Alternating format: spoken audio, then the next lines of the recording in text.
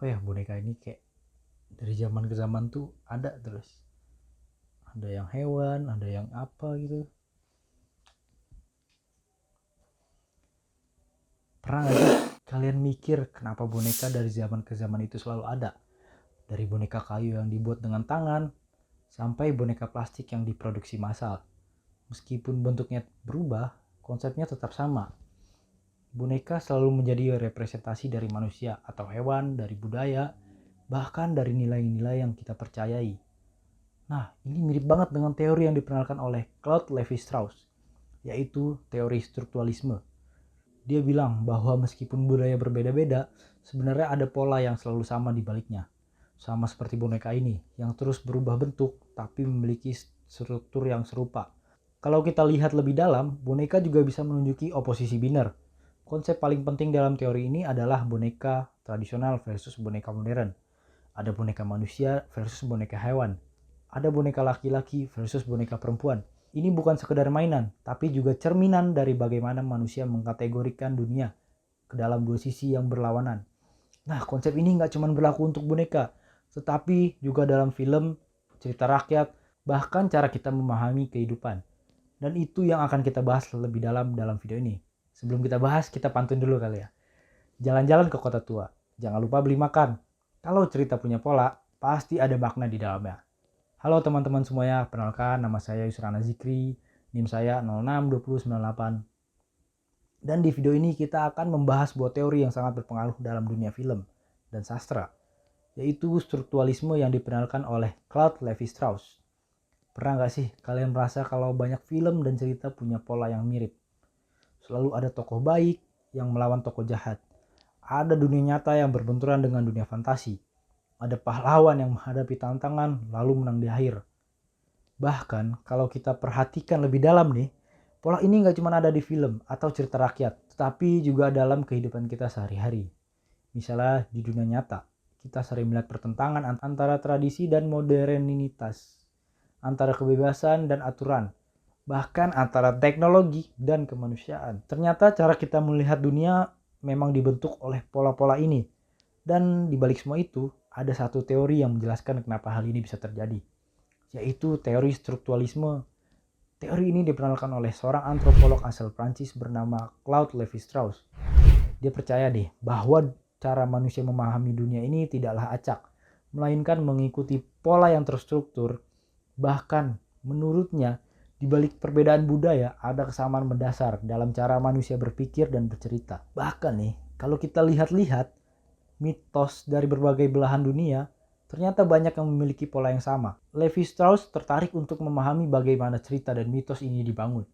Dia meneliti ratusan hingga jutaan cerita rakyat dari berbagai budaya dan menemukan satu pola menarik. Cerita-cerita ini selalu mengandung oposisi biner, yaitu pertentangan antara hal yang berlawanan. Nah, apa sih oposisi biner itu? Ini cara manusia mengelompokkan dunia ke dalam dua kategori yang saling bertentangan, seperti baik versus jahat, terang versus gelap, alam versus budaya, manusia versus dewa, pahlawan versus penjahat. Konsep ini ada di mana-mana, mulai dari dongeng zaman dulu sampai film blockbuster modern. Coba kita lihat contoh dari beberapa cerita. Dalam kisah Maling Kundang, ada pertentangan antara anak yang durhaka dan orang tua yang penuh kasih sayang. Dalam Star Wars, ada Jedi mewakili kebaikan dan keseimbangan melawan Sith yang melambangkan kekuasaan dan kehancuran. Di film Lion King, ada Simba yang mewakili pemimpin yang sah, sementara Scar adalah penguasa tiran yang haus kekuasaan. Bahkan dalam cerita superhero yang kita tonton nih, kita selalu melihat pertentangan ini. Ada Batman melawan Joker, ada Superman melawan Lex Luthor, ada Iron Man melawan Thanos.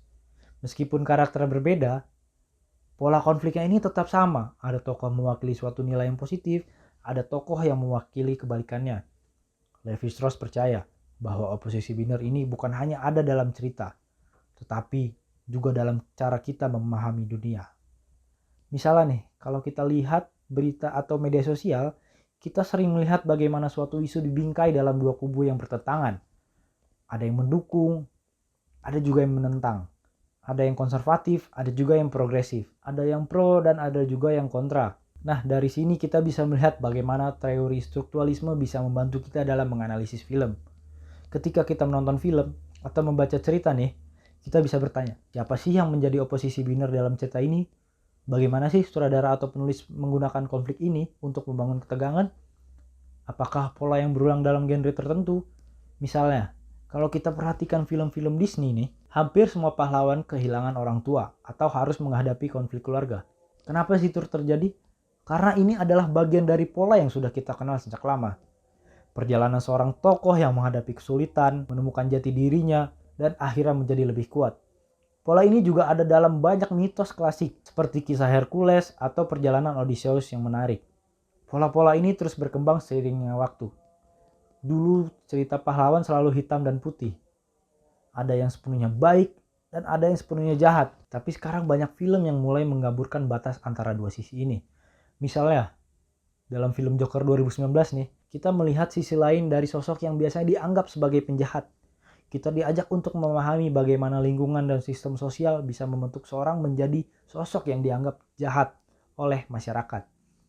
Jadi memahami teori strukturalisme, kita bisa melihat bahwa cerita bukan sekedar hiburan, tapi juga cerminan dari bagaimana manusia memahami dunia.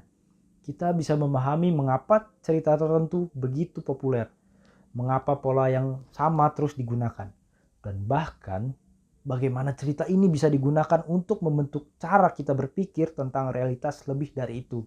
Pemahaman tentang strukturalisme juga bisa membantu kita dalam menciptakan cerita yang lebih menarik. Kalau kita ingin membuat film nih atau menulis cerita, kita bisa menggunakan pola-pola ini untuk membangun konflik yang lebih kuat dan bermakna.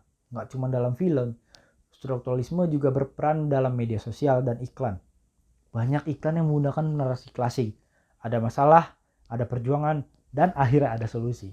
Pola ini dibuat supaya lebih mudah diterima oleh khalayak ramai atau penonton gitu. Karena kita secara alami sudah terbiasa dengan struktur cerita seperti ini.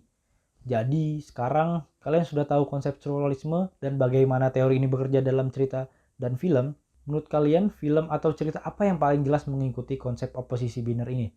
Tulis di kolom komentar ya, biar kita bisa diskusi bareng.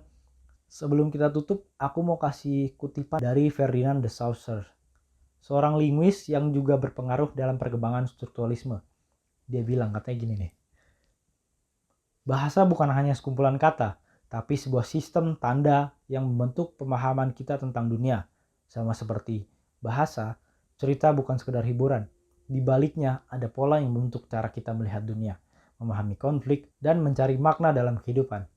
Kalau kalian suka video ini, jangan lupa like, share, and subscribe biar nggak ketinggalan analisis film berikutnya. Saya Yusrana Zikri dengan NIM 06209822. Sampai jumpa di video selanjutnya. Assalamualaikum warahmatullahi wabarakatuh.